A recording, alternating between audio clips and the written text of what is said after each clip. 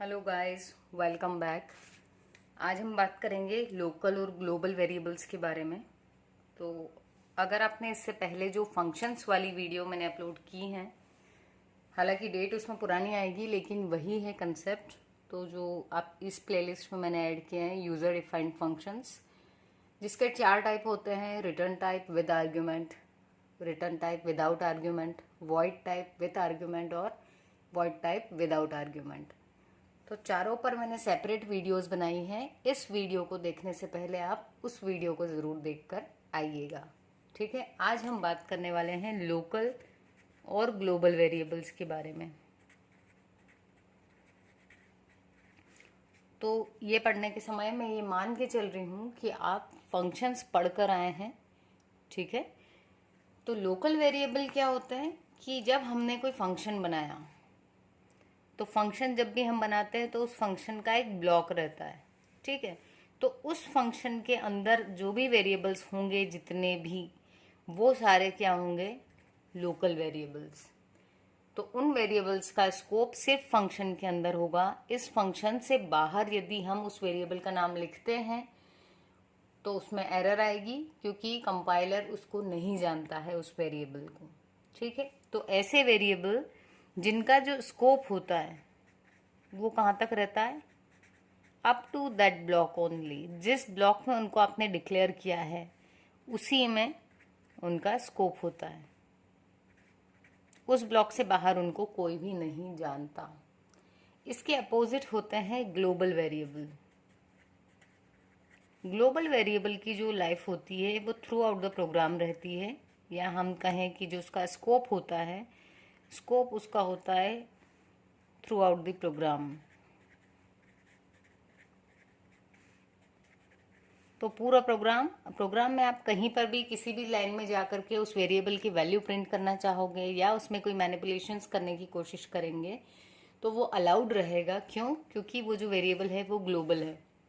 उसको ज़रूरी नहीं कि हम किसी एक ही ब्लॉक में यूज़ करें, आप उसको कहीं पर भी यूज़ कर सकते हो, किसी फंक्शन के अंदर भी या किसी फंक्शन से बाहर भी, ठीक है। तो ये जो ग्लोबल वेरिएबल होता है ये डिक्लेयर कहाँ होता है, ये मोस्ट इम्पॉर्टेंट बात है। Global variable are declared outside the functions। किसी भी फंक्शन के बाहर हम इसको डिक्लेयर करते हैं, ठीक है। और जो लोकल वेरिएबल्स होते हैं ये कहाँ डिक्लेयर्ड होते हैं? Declared inside a function. तो फंक्शन के अंदर ही डिक्लेयर होते हैं, इसलिए सिर्फ फंक्शन जब तक चल रहा है तब तक ही इनको जो आपका कंपाइलर है वो पहचानता है। जैसे ही फंक्शन से बाहर आ गए तो फिर वो उस वेरिएबल को नहीं जानता। इसको एक एग्जाम्पल के थ्रू समझते हैं। चलिए हम एक प्रोग्राम बना लेते हैं। आपकी जो 2 हेडर फाइल्स थी वो ले ली हमने और ग्लोबल वेरिएबल डिक्लेयर कर रहे हैं। तो ग्लोबल वेरिएबल सबसे ऊपर ही जनरली डिक्लेयर कर दिए जाते हैं, वॉइड मेन से भी ऊपर, ठीक है।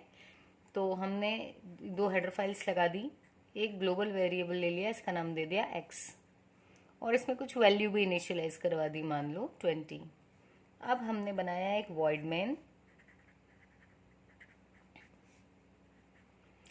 ये जो वॉइड मेन है इसके अंदर भी हम कुछ जो आपके वेरिएबल्स हैं उनको ले सकते हैं। जैसे हमने ले लिया y, z, ठीक है। अब सी आउट में हम x की वैल्यू भी प्रिंट करवा सकते हैं, y की भी और z की भी। ऐसा क्यों करवा पा रहे हैं हम? क्योंकि जो x है ये ग्लोबल वेरिएबल है, ठीक है। तो क्योंकि ये ग्लोबल है इसलिए इसको कोई भी, अगर मान लो वॉइड मेन के अलावा और भी फंक्शंस हम बनाएंगे तो वो फंक्शंस भी इस वेरिएबल को एक्सेस कर पाएंगे, ठीक है। जैसे मान लो एक और हम एग्जांपल ले लेते हैं जिसमें हम अलग अलग फंक्शंस ले लेते हैं। आपने बनाई 2 हेडर फाइल्स, यही एक कोई वेरिएबल ले लिया। ये कौन सा वेरिएबल हो गया? Global variable. अब ये जो था एक ग्लोबल वेरिएबल, फिर हमने एक फंक्शन बना लिया।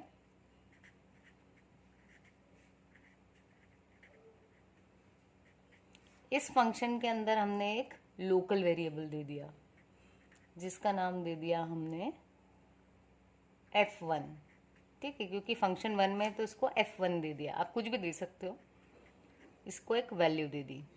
ठीक, अब हम चाहेंगे तो सी आउट में हम इस x को भी प्रिंट करवा सकते हैं और इस F1 को भी। ठीक है, ये हमने इस फंक्शन को बंद कर दिया। अब यदि हम वॉइड मेन लिख दें,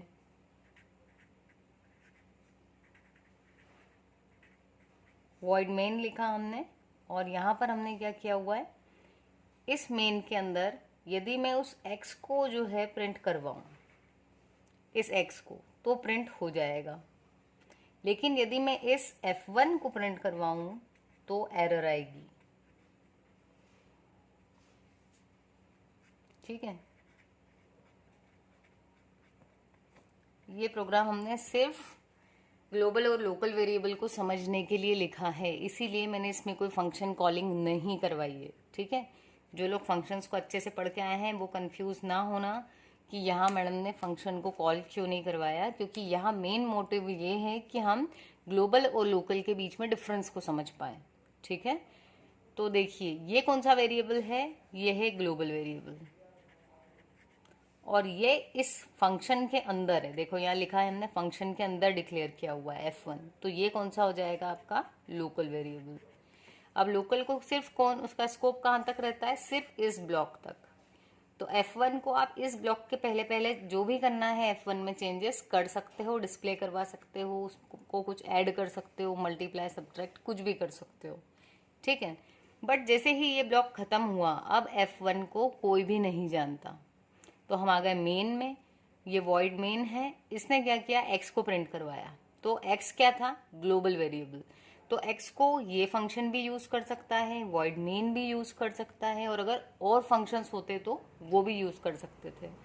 लेकिन ये जो F1 था वो सिर्फ इसी फंक्शन का वेरिएबल है, तो इसके अंदर ही यूज होगा। तो इसलिए जब हम यहाँ पर F1 को प्रिंट करवाने की कोशिश करेंगे तो यहाँ पर एरर आएगी।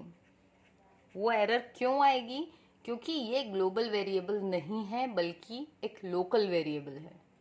ठीक है, तो ये डिफरेंस होता है लोकल एंड ग्लोबल वेरिएबल में। ठीक है, आई होप आपको समझ में आया होगा। इन केस यदि कोई डाउट रह गया हो तो आप कमेंट्स बॉक्स में पूछ सकते हैं, और चैनल सब्सक्राइब करना भी यदि भूल गए थे तो कोई बात नहीं, आप सब्सक्राइब कर लो और अपने दोस्तों के साथ शेयर भी कर लीजिए। ठीक है, सो ये चीज याद रखें, लोकल का scope up to that block only. Declare कहाँ होता है, इनसाइड अ फंक्शन।